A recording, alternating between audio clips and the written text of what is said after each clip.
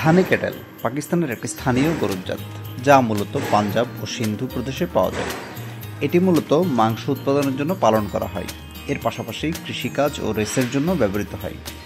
রেসে ভালো পারফর্ম করা গরুগুলোর দাম নর্মালের চাইতে ৮ থেকে ১০ গুণ পর্যন্ত বেশি হয়ে থাকে। মাঝারি আকারের গরু, গাভীর ওজন ৩০০ থেকে ৪০০ কেজি এবং ষাঁড়ের ওজন ৪০০ থেকে ৫০০ কেজি পর্যন্ত হয়। শিথিল চামড়া, ছোট কান এবং ষাঁড় গরুর সুগঠিত পুঁজ থাকে।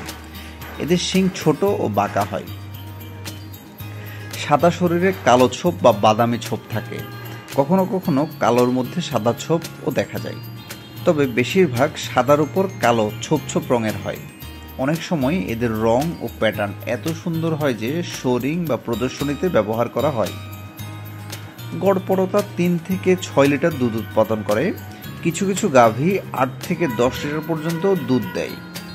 চর্বির পরিমাণ প্রায় ৪.৫ থেকে ৫% পর্যন্ত হয়ে থাকে, যা স্থানীয় দুগ্ধজাত পণ্য যেমন দই ও ঘি তৈরির জন্য বেশ উপযোগী।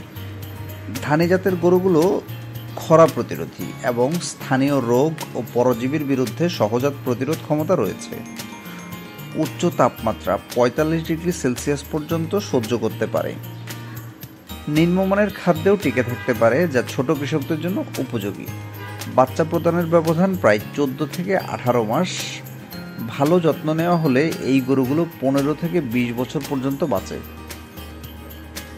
পাকিস্তানে কোরবানির সময় এই গরুর ব্যাপক চাহিদা থাকে। ষাঁড় গরুগুলো বেশ তেজি হয়, অনেক সময় এদের সামলানো মুশকিল হয়ে যায়। আধুনিক ও সংকর জাতের চাপের কারণে ধানী গরুর সংখ্যা প্রতিনিয়ত হ্রাস পাচ্ছে। এই জাতের গরু সাধারণত স্থানীয় কৃষকদের কাছে বেশ জনপ্রিয়, কারণ এটি কম খাবারে টিকে থাকতে পারে এবং কঠিন পরিবেশেও ভালো পারফর্ম করে। আমাদের দেশে এই জাতের গরু কখনো চোখে পড়েনি। কোরবানির বাজারে এই গরুর ব্যাপক চাহিদা থাকতো বাংলাদেশের বাজারে।